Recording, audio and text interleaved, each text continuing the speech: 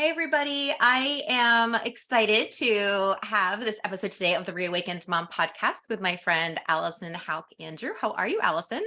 Thanks. How are you, Melissa? I am doing wonderful. And Alison and we've known each other for a really long time. We live in the same town. She is our accountant for our business, and she's part of a women's group that I'm in, and just goes to the gym that I go to. Like we run in a lot of different circles. Our kids don't really play a lot of the same sports, so we don't get to see each other there. But I wanted to have Alison on, and she wanted to be on to really talk about what she has been going through the last just about year, right?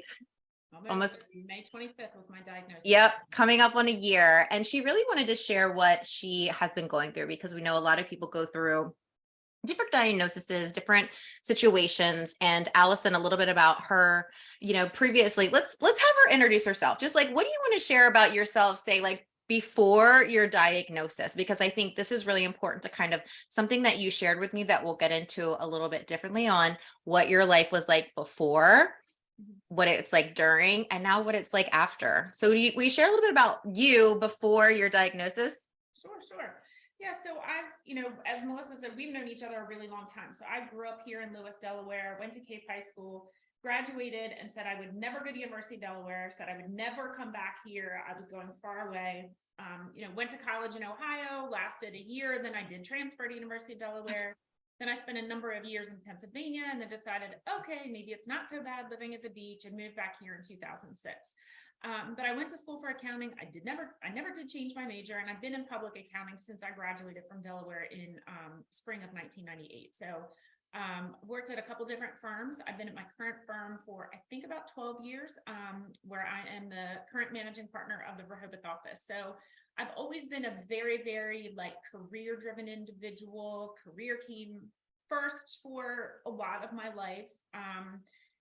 And I had previously been married and then was a single mom for a while, and then got married again, what should have been 3 years ago this week. However, because of COVID, that was not allowed to happen. So, but got married in October of 2020. And so, through all of this too, Tim and I have been together for 8 years. So we have a blended family, two teenagers, two that are both 17, a week apart to the day, which I always tell people I have two 17-year-olds, and they say, are they twins? I said, no, they're not. And they're like, I said, they're a week apart. And they look at me like, how is that even possible? So then I, of course, say it's a his and her situation, and then we have also a 14-year-old. My stepson is 14. So it's very busy right now with AP exams and AC exams and SATs and college decisions and track championships and all kinds of things. So, it's kind of, trying to balance the work and mom and my health right now and everything else, and kind of Yeah. where I'm at.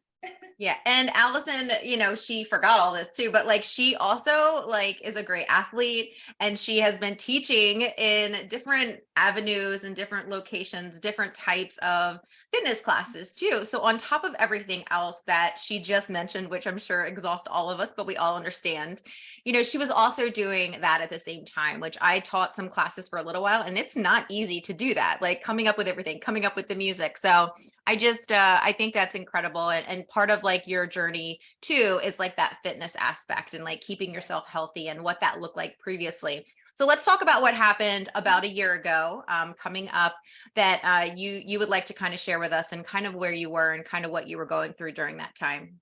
Yeah, so in the spring of 2018, I had done like a big transformation, and really at that point felt like I was in the best shape of my life. I PR'd my half marathon in December of 2018. My goal was 2 hours because my fastest one before that I think had been like 2 hours 6 minutes, and then I ended up doing Rehoboth half in an hour 54 that year. So cruising along after that. I started to coach kickboxing classes throughout the pandemic. I continued to work out at home. And then I started to train for triathlons because I bought a Peloton, and I was like, I really like this, and I really like running. And then I want to swim because I just decided that like the half marathon thing for me at that point, I was like, that's a lot of pounding at one time. So, Yeah. I was just changing things up. So over the course of the few years, I'd really been working hard on my fitness and my nutrition. It kind of felt like I was in the best shape of my life. I had done two sprint triathlons the summer of 2019. 19, and I'm like, this is it. I am hooked. This is what I'm going to do. And so in February of 2022, I signed up to do like 4. I was like, that's what I'm going to do. Summer of 22, I was like, I'm going to do 1 a month. And during my training, I just started to feel like something wasn't right. My running pace was getting slower, and I'm like, I don't really understand why this is, because it's not like I'm not running. I started to have some joint pain. I'm also CPA, so I started to get really tired, and I thought, well, this is just my normal tax season stress. I don't know, I'll get through it. And as time started going on, and I started to feel, quickly winded when I was coaching and doing kickboxing workouts and things like that, I was like, something's just not right.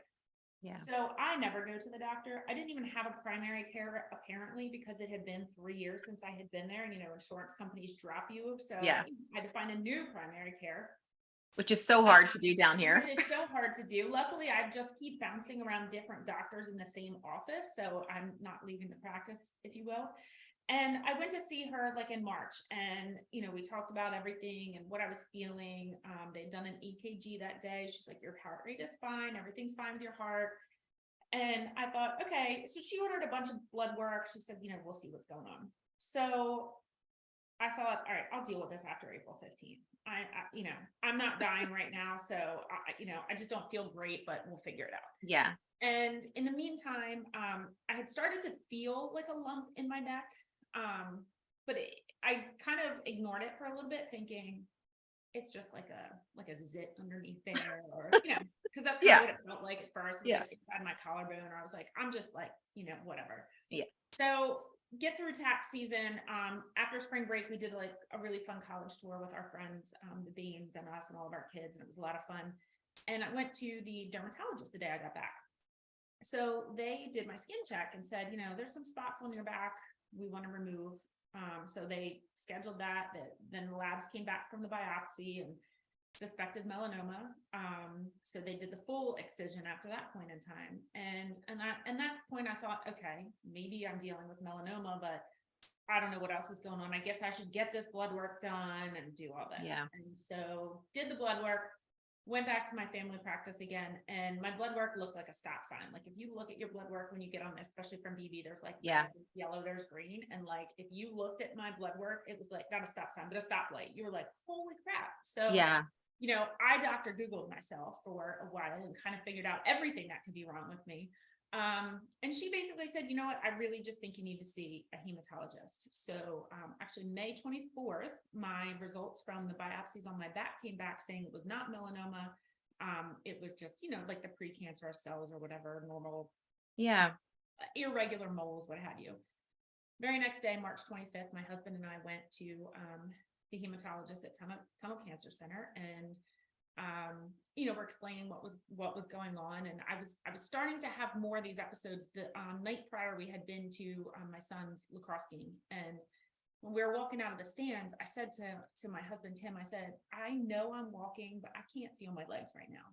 And I'm like, I don't feel like I can stand up. And I started to get shaky. And, thank goodness, I think they had like Chick-fil-A at the lacrosse game. So I downed a fried chicken sandwich, which I would not normally eat, but I was like, I need something in my body. Right. So, the doctors were great. I saw the PA over there, and he said, I'm going to send you for blood work again. I want to see where things have updated. It had been maybe a month or so since my blood work. And he said, let's get a chest, a CT of the neck and chest, because they could feel the lumps in my neck. There was one big one and then a couple smaller ones, which, at that point we thought maybe I had some kind of infection in my body, because you can get swollen lymph nodes from being sick or having infection. And because of some blood levels I have, we thought, well, maybe there's blood clots in my lungs causing the passing out, whatever. So they sent me right over next door, and I came home about 10:30. And at 12 o'clock, they actually called me at home, and they said, are you and your husband still together? I said, yeah, I decided not to go to work. I'm just going to work from home. Yeah. And we went in, and they sat us down and said, you have lymphoma. And they showed us the seat. They said, do you want to see? And I'm like, yeah. At that point in time, they said the biggest mass is in your chest, and it's almost 10 centimeters by 5 centimeters. And I had 3 in my chest. At that point, there were multiple in my neck. There were some lesions in my ribs and some spots in my liver. So, that whole thing is just, I tried to ignore it and say it was tax season stress and it was this and that. Yeah. So, that really, I guess I was in shape enough to know that something was wrong with my body that might have been causing, being whatever. Yeah. But so it's funny. I tell people, they'll say, how did you first figure this out? I'm like, my running pace got slower. And to most people are like, okay. But, to me, I was in tune with my body enough and felt like I was in such good shape. Yeah. So that's how it happened. And then it was a whirlwind. Like every day for the next 5 days, I had a different test. I had a bone marrow biopsy the next day. I had a lymph node biopsy that Friday. Monday and Tuesday, I had to have echocardiograms and I had to have lung tests and, all kinds of stuff. I had more blood work. Then they tried to biopsy my liver. Like there was all kinds of things because then they had to determine the type of lymphoma that it was, the Yeah. staging, and then determine the treatment. So what was the final diagnosis and stage? Because I know, like you just said, there's multiple different types and they can all mean different things, but like, what was your final diagnosis? My final diagnosis was stage 4 Hodgkin's lymphoma, mixed cellularity subtype. So lots of different words that yes, unless you know what it is, don't know about. The positive thing was that, Hodgkin's lymphoma is treatable. So, I just kind of said, okay, we need to figure this out. And the doctors at Tunnel had proposed a treatment plan. And they recommended I get a second opinion. So they had tried me to get into Penn, which was a complete CF trying to even get appointments. And I called Sloan Kettering on my own and ended up going up there on Friday, June 24th. And then on Monday, June 27th, my chemo started. So, wow.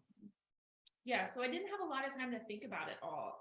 It was just so fast. I mean, obviously there were a lot of tears in the beginning. I mean, that very first day I walked out of Tunnel Cancer Center, like bawling my eyes out, and you're never prepared to hear, even though Dr. Google had me prepared for being that was a possibility. You still never think, like, I thought to myself, like, I've always eaten healthy. Like, I don't smoke, I don't do drugs. I mean, I enjoy my wine and things like that, but not, to excess. And I work out. Like, how could this be me? And I'm a mom in a business and I don't have time to be sick. Yeah. Is what you had like your specific type? So just in case like people are listening or they're not 100% sure, even myself, like, is it something that's hereditary or is it something that can be caused from something, or it just anyone can get it? There's really no clue on how it shows up in your body. Yeah, it's not one that's hereditary. And I stopped trying to figure out where I possibly could have gotten it from. And I even asked the doctors and they're like, honestly, we just don't know. Like, most likely something in the environment, perhaps, I don't know, or maybe just something in my body that it, ended up coming out. I don't know.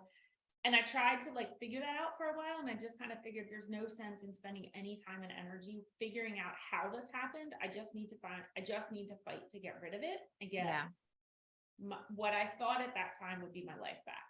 Yeah.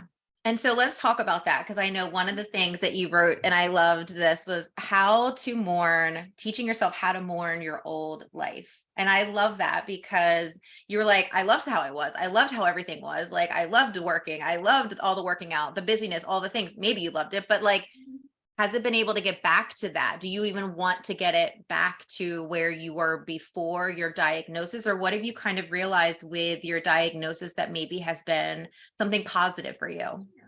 So I did it first. I finished my last chemo was November 28th. So I went through 6 months of every other Monday. I was at the cancer center for anywhere from 3.5 to 5 hours for treatment. There were pre-drugs, and I had 3 different chemo drugs and an immunotherapy drug. I lost my hair at day 12 after my first treatment. So that was the first kind of, oh my gosh. And then, you shave your head and I was like, oh, well, I haven't been bald since I was born. And I didn't really know what my head would look like. And I was like, it wasn't awful. I mean, it was awful, but not awful. And, we have different wigs and things like that. But when treatment finished in November, I think I was kind of like on a little excitement high at first. I mean, I went through my normal 2 weeks where I felt really sick later that week, couldn't get out of bed and whatever. And then Christmas came and the holidays came, and then January came, and I was like, I kind of just started to have a whiplash. Like, what happened? Yeah. How did this happen? What has even happened to me in the last 6 months? And it got tough too, because, I'm an accountant. So there's a little bit of type A inside me. I like a schedule. I like to plan. I don't like surprises. So, during the whole chemo treatment, it's like, okay, on Monday mornings, I go to kickboxing and then I go get my chemo. And then Tuesdays and Wednesdays, I feel really good because I'm still pumped up on a lot of steroids from chemo. By Wednesday night, I was in bed, usually never got out of bed till Friday because Thursdays, like I just could not get out of bed. Yeah. The weekends were iffy. And then the following week, I would feel a little bit better. I would get some exercise in, I would work. And I worked solely pretty much from home. I didn't go to my office a lot, but working out when I could helped me feel somewhat normal throughout. Yeah. The whole process. Yeah. And kind of helped me feel like I had some kind of my life. Yeah. So you get through that. And then the nurses become part of your life because in addition to the treatments, the day after treatment, I always had to go get another shot to rebuild the white blood count. So I was kind of there 2 days in a row. Then the following week, I would have to go to blood work. And then I would also have a doctor's appointment. So you're in the cancer center a lot. And those people just become part of your life, especially for the first few weeks, first few months of treatment, especially. You weren't allowed to have a guest with you in infusion. So they're your caregiver, they're your companion, they're everything. Yeah. And so you get on that kind of a schedule. And then you come out of that and it's like, okay, everybody thinks I'm normal. I think I should feel normal. So it's tax season. I guess I should just start working again. And I really, really struggled. I definitely was, I wouldn't say I got into a depression, but there were definitely more tears. There was a lot more what happened. And I really started to develop like an anger. Yeah. And I'm like, how did this happen to me? Why did this happen to me? And of course, I gained about 15 pounds or so during treatment from the steroids. And because honestly, like the doctors tell you, like, eat what you need to survive. And it's funny because all I wanted was like ice cream because my mouth was burning from the chemo and things anyway. So the ice cream helped. And like other carbs. So, which was not normal part of not normal for you. I have not had a bowl of ice cream since chemo. I'm not even sure like I can look at ice cream right now. But so I thought, okay, I'm going to get my nutritionist lined up. I'm going to get my trainer lined up. I'm going to lose this weight. Like I'm going to be back to everything within a month. And I couldn't.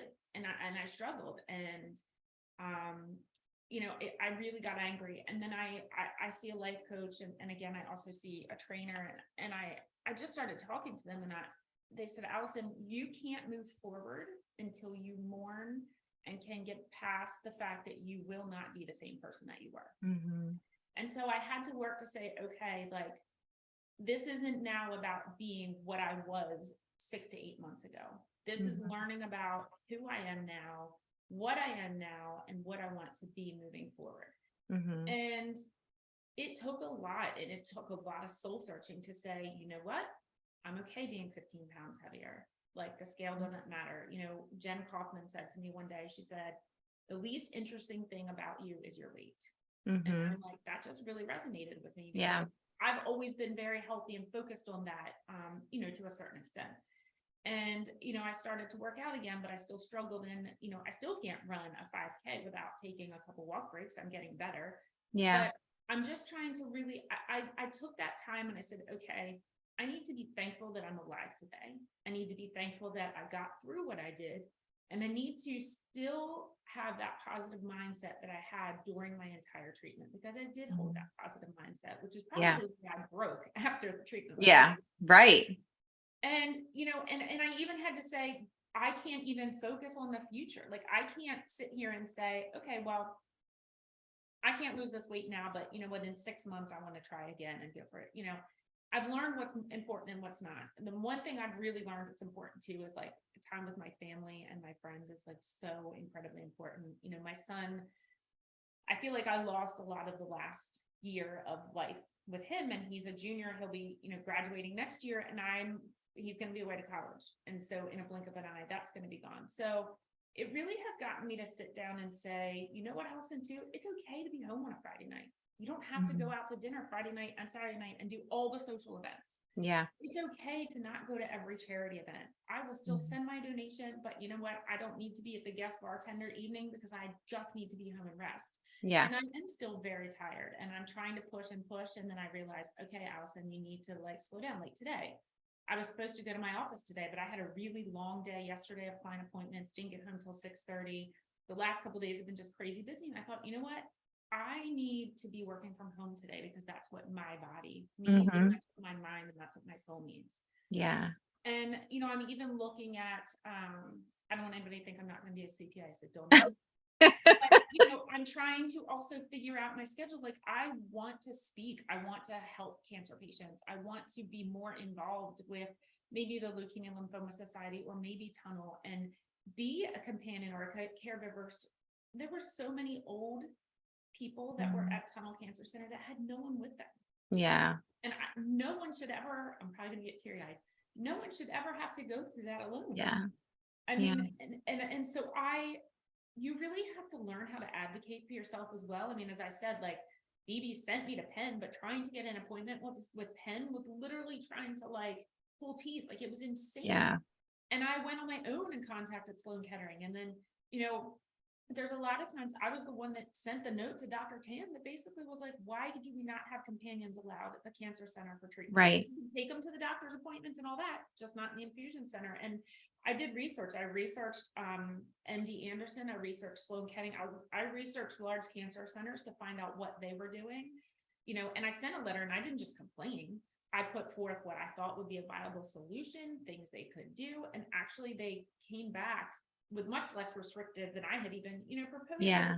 So even the nurses said to me, they're like, oh my God, thank you, because they wanted people to have people. Yeah. It's so hard for them to see people not having someone there, you know, and they do their best, but they don't really know you, like your loved ones, as much. And not only that, when they don't get a break. I mean, if anyone's ever been in a cancer infusion center, I mean, so me particularly, I think there was like 4 or 5 different drugs that I would get before the chemo. Then there was like a wait, and then my chemo drugs there was 4, and each one had to be delivered a different way. One, the nurse had to literally sit there with a syringe that was this big and push it through over a 10-minute span of time. One ran on gravity, one ran on this, some mixed with the IV fluid, and some did. I mean, there's and if you get that wrong, you are really going to hurt somebody. Yeah. You know, so they're trying to do their jobs as a nurse, but they were also trying to be like everyone's companion. And they were. I mean, they are the most amazing people, but I was like, it's time for them to be able to do their job and actually get to rest, because all of them would literally sit there and talk to every patient they had during that time. And you know, so I want to be able to help advocate for patients. I want to help, you know, make information more readily available. You know, I want to talk about how I did have a positive mindset to get through it, and how at the end, you know, because I'm in a couple different support groups, and I see people that are still struggling with trying to figure out how life move on. And I'm not sitting here saying that I figured it out. I could tomorrow have a breakdown, you know, because it does still happen. Yeah. But overall, I'm just like, okay, I have to say that I am happy and thankful to be alive. I need to focus on what's in front of me right now, and maybe a couple days out, but what my life is going to look like and what I look like in a year. If you would have told me a year ago today, I would have never told you I had cancer. So you can't plan that, and you have to really focus on living for today, and you have to really realize what is important and what's not. And you know, I'm trying to instill that in our kids too, as they're trying to determine, you know, where they want to go to college and what they want to do. And I'm like, don't, you know, my stepdaughter now kind of thinks she might want to be a teacher. She's like, but sometimes teachers don't make a lot of money. And I said, you don't make any decision based on money you will or won't make, because all the money in the world doesn't matter if you are not happy, and you're not healthy. Yeah. So those are the kinds of things that I've learned, and that I'm really trying to focus my energy on, is making myself and my family a better people, and just trying to help people that don't have the resources to get through things like this. Yeah. Oh, that's so beautiful. What advice? I mean, you've shared so many great tips for someone that, you know, maybe has just gotten a diagnosis, or maybe they are going through some kind of treatment. It doesn't have to be cancer necessarily, but any kind of treatment. Like, what kind of advice would you give to someone that has just had a diagnosis, or is going through diagnosis, or even after? Like, what's your best advice for them? You've given so many great things, and especially the mindset, but is there anything that really stands out to you that would, you know, is really beneficial, would just give that hope for them? So, you know, the first thing I would say is, don't be afraid to ask for help. You know, the minute I got diagnosed, and I've always been the person that has said to people, what can I do to help? What do you need? And of course, when you first get diagnosed, you don't even know what you need. So, you know, I said to my best friend, Tara, I said, you know what, I need you can do the meal train thing, you know, fine. I never realized how much getting meals 3 and 4 nights a week at my house was going to make a huge difference in my Yeah. life, because I mean, my husband cooks and the kids are learning to cook, but I was essentially the one that planned most of the meals and things like that. And so to know that we all had food to eat, and just the people that I learned that when people say like, what can I do to help? Like, they really want to help, Yeah. especially in this community. And so some people who I've always just kind of been even Facebook acquaintances with, like literally started texting me every week. How are you doing? What are you doing? Would drop off random things. The number of just quotes people would send me, or just like little gifts here and there. And that was really hard for me to accept. It was really hard for me to, it was very humbling. My Mhm. husband says too, it was very humbling, the amount of outpouring and support that we had to get through things. And the Yeah. people that said, luckily our two oldest were able to drive on their own within 2 weeks of me being diagnosed. So I didn't have the worry that a lot of people would have with having to transport young kids. Yeah. But I would say the first thing is accept the help, because you're going to need it. And in the end, it feels good, Yeah. and that also was part of why I want to make sure I can give back to Yeah. give back because of what I got. The second is, try to have as positive a mindset as you can. Again, I'm very thankful that I wasn't given a terminal diagnosis. I was given one that I knew I could fight for.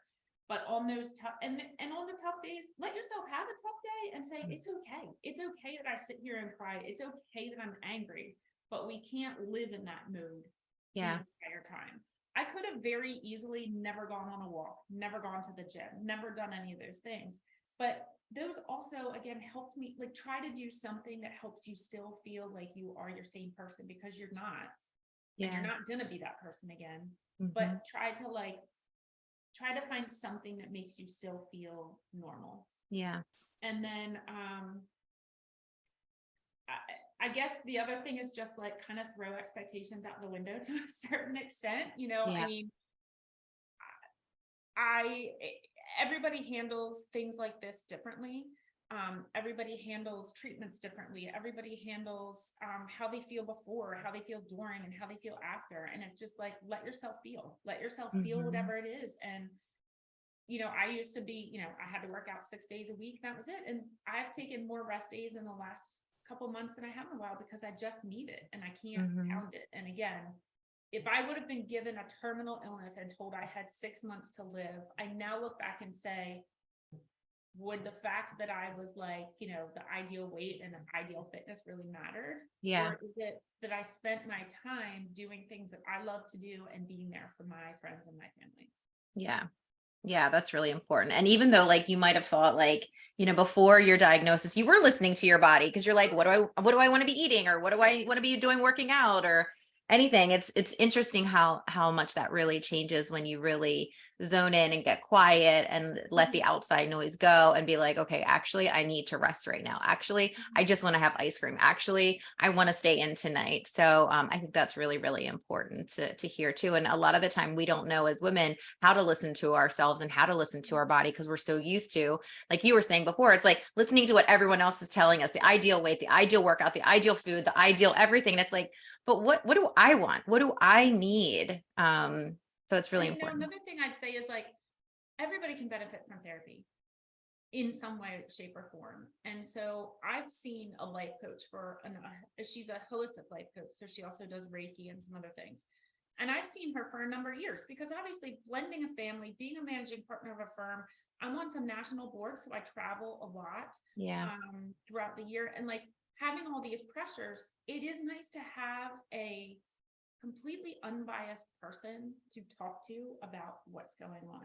And Yeah. so I continue to see her throughout this, and I continue to see her now, because, even though you think you might know it all and you've got it all, and yep, my life is good and all is good, like you always find something to talk about. And it's just, I always come out of there with like a sigh of relief. And Yeah. I think that therapy has been given such a bad rap that people think like, oh, well, if you go to a therapist, you're depressed or you're this or that. And it's not. Like, sometimes you just need it to help you like rebalance and refocus, and someone to for you to talk to someone and then to reiterate and say, okay, Alison, you are living what you're saying you want to do. Or to say, this is what you're saying, but this is not what I see in your actions. And Yeah. it's not about necessarily a mental health problem and seeing a therapist. It's about just learning how to live Mm-hmm. with all these pressures, all these things we have in our lives these days. Yeah, absolutely. Oh, I love this. And I know that is going to help so many people. And this is the question that I love to ask everyone at the end of the show. I know I have no scripted questions, but this one, because we don't celebrate ourselves enough. And a lot of the time we don't recognize those things in ourselves that are like our superpowers. So I always love to ask, what is something that you love about yourself right now, Alison? I would say, honestly, I just love the fact that I have let go of hardcore expectations because as I said before, I've always been a planner. I'm a numbers person. So like, if, seeing a certain time in a 5K race or seeing a number on a scale or something like that, like is what I've always been driven by. And for now I'm letting that go. And I'm like, last Sunday I woke up and I was like, I want to go for a run. And the Fort Miles 5K was happening at the state park. And I'm like, you know what? I want to go run with other runners and in the state park. And that's what I'm going to do. So I think what I'm most happy with myself about and love about myself right now is that I've been able to take an extremely traumatic situation and turn it into something positive and something that is like, instead of lamenting the old me, I'm embracing the new me. Mm-hmm. Yeah. And it's a new me that I'm not sure I would have ever embraced had this not happened. Yeah.